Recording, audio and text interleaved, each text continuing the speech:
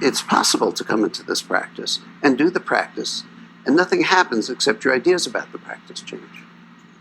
And in a way, that's normal and perhaps universal.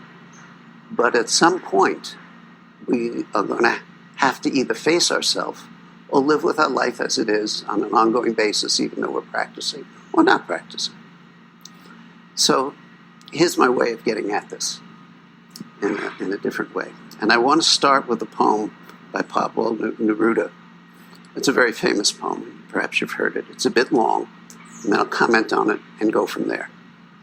So it's called Keeping Quiet. Now we will count to 12, and we will all keep still. For once on the face of the earth, let's not speak in any language. Let's stop for 1 second and not move our arms so much. It would be an exotic moment, without rush, without engines. We would all be together in a sudden strangeness. Fishermen in the cold sea would not harm whales, and the man gathering salt would look at his hurt hands.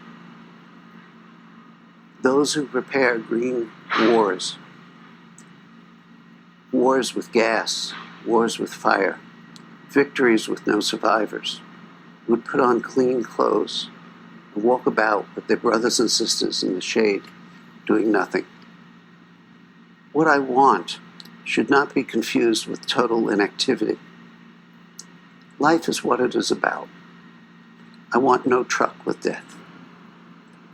If we were not so single-minded about keeping our lives moving, and for once we could do nothing, perhaps a huge silence might interrupt this sadness of never understanding ourselves,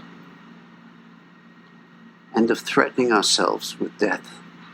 Perhaps the earth can teach us, as when everything seems dead and later proves to be alive.